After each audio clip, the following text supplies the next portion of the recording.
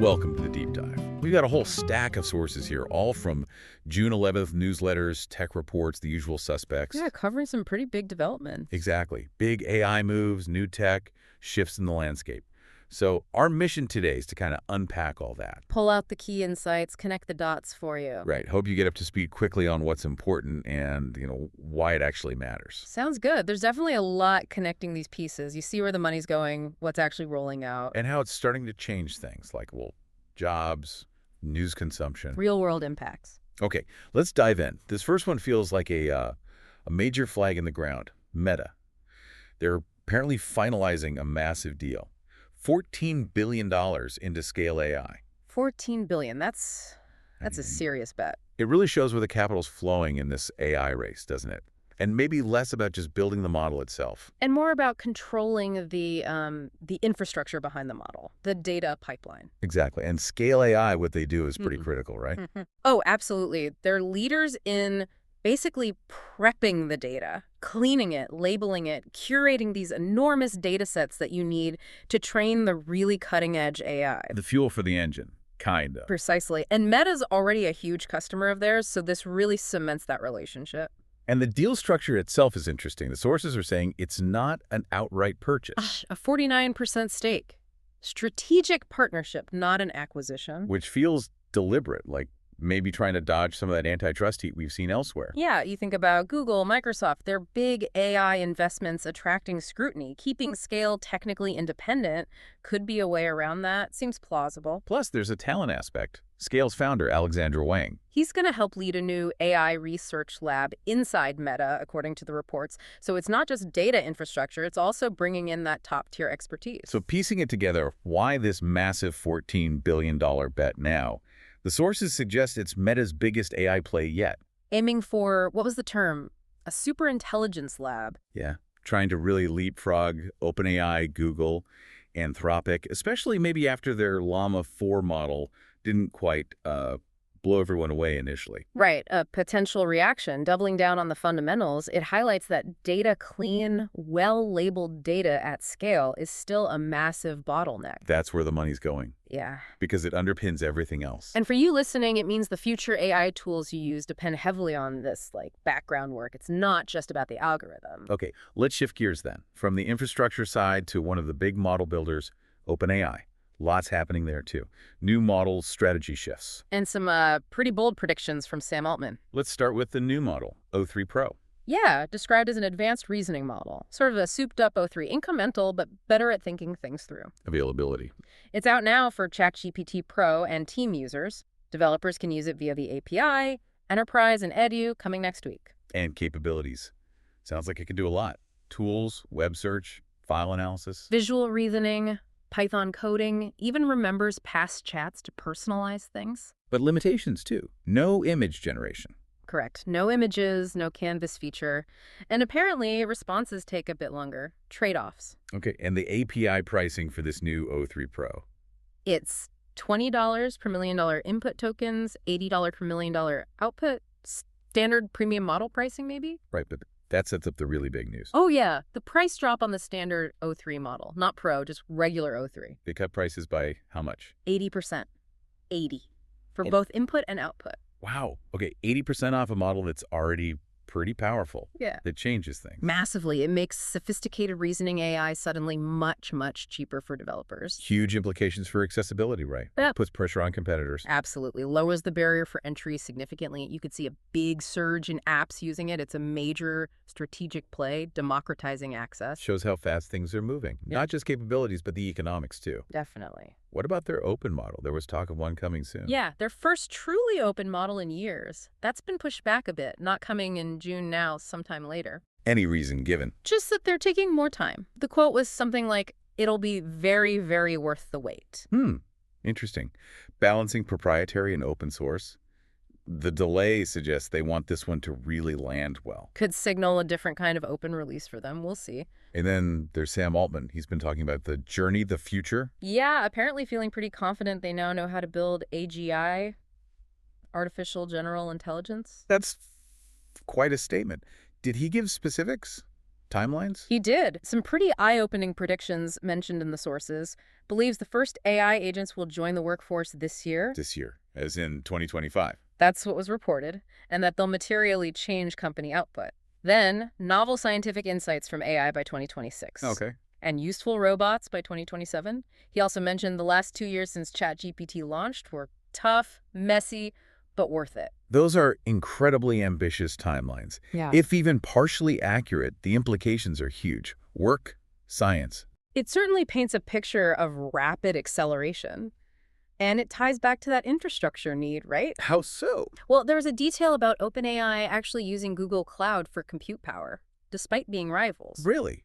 Okay, that speaks volumes about the sheer demand for compute, doesn't it? Yeah. They need it from wherever they can get it. Exactly. The scale required is just immense. And one smaller thing for developers, Evils now supports tool use. Yeah, helps them test how well their models use external tools. Useful refinement. So, summing up OpenAI, Yeah. new models rolling out, aggressive price cuts, changing the game, managing open source strategy, and this really forward-looking AGI vision being articulated. Yeah, it's a multi-pronged approach.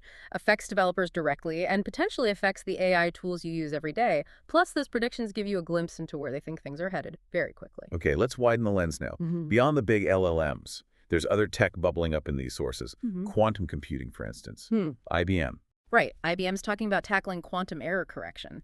That's a huge hurdle. They're calling their first error-resistant system Starling. Error-resistant, that's the key. What are the specs? Planned for 100 million operations without errors, using 200 logical qubits. Logical qubits, meaning more stable error-corrected ones. Exactly. Compared to the raw, noisy physical qubits we usually hear about, they're aiming for Starling to be available in 2029. But crucially, there's a caveat, right? Even Starling isn't quite the dream machine. Correct. The sources note that 200 logical qubits, while a big step, isn't enough for the really complex stuff like breaking kern encryption. For that, you need Their next planned system, Blue Jay, that targets 2,000 logical qubits, but the timeline for that is out to 2033. Okay, so important progress, but practical, powerful quantum computing is still, a ways off. Help set expectations. Definitely. Now, shifting completely. Augmented reality. Snap's got new glasses planned. Yeah, it's called Specs. Aiming for 2026. The description sounds like they're trying to make them smaller, lighter, overlaying digital stuff on the real world. Running on their own Snap OS. And the AI angle. Developers building apps for these specs will be able to tap into Google Gemini and OpenAI GPT models. Interesting. So AI models becoming building blocks even for AR hardware experiences. Yeah, and the report mentioned the previous version was mostly leased to developers, suggesting maybe this is a step towards a wider consumer release. Still feels exploratory, though. Shows how pervasive AI is becoming, though. It's not just chatbots. For sure. And then, much more immediate, Android 16 is out. Available now on Pixel devices. And apparently this is the only major app-focused update from Google this year. Seems so. Focus is on consistency apps looking right on different screens, better notifications, graphical effects, and they're moving to quarterly updates after this. We also saw quick mentions of like an AI-first browser, Daya. For the browser company, yeah. And Lemony AI, an AI in a box for businesses. Right, letting companies run open source models locally. Addresses maybe privacy or control needs. So yeah, it's not just LLMs. Progress on multiple fronts. Quantum's long-term promise, AR wearables are nearer term, mobile OS updates are happening now. And AI is weaving through a lot of it, shaping the devices and software you'll be using. Okay, finally, let's zoom out to the bigger picture. The broader impacts these sources touch on. Because it's not just tech for tech's sake, right? It affects jobs, how we get info. Yeah, really important stuff. On the jobs front, there was that quote from the Fiverr CEO. Pretty blunt. What was the gist? Basically, AI is coming for everyone's jobs, one way or another, and freelancers especially need to jump on board now. Learn the tools, integrate them, or get left behind. Stark warning. Highlights the need for adaptation, quick adaptation. And then information, how we find things online. News site traffic is apparently dropping. Plummeting, yeah. The reason cited, people using chatbots instead of Google search. So they get the answer from the AI. Maybe you don't click through to the actual news source. That seems to be the trend reported, which is a massive shift in how information flows online. Huge implications for journalism, news outlets. Yeah, how do they survive? And what does it mean for, understanding the source of information? Big questions. We also saw some data on AI startups. They're growing fast initially. Average enterprise ones hitting $2 in annual revenue in year one. Consumer ones even higher, like $4.02. Right.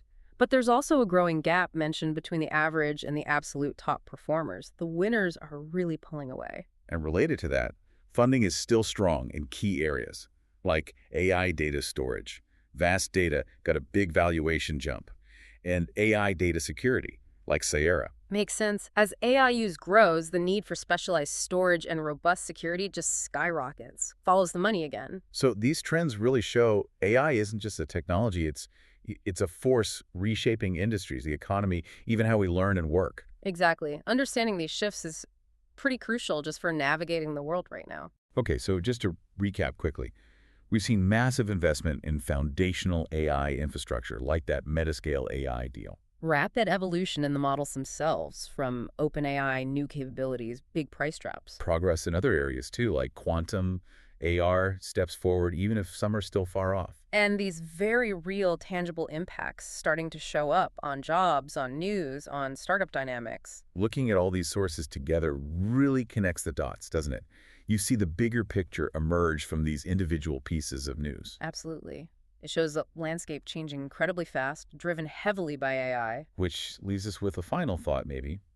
Given everything we've discussed, Altman's predictions of AI agents in the workforce this year, scientific breakthroughs soon after, plus all this foundational tech being built. Like scale AI's data work, the early quantum steps. Right. How do industries actually prepare for that kind of future? A future where intelligent AI might be commonplace, integrated into everything, changing discovery, changing work, changing how we even get our news. What skills become most critical? Yeah. How do you stay informed when the information channels themselves are transforming so radically? Big questions to chew on. It's certainly not slowing down.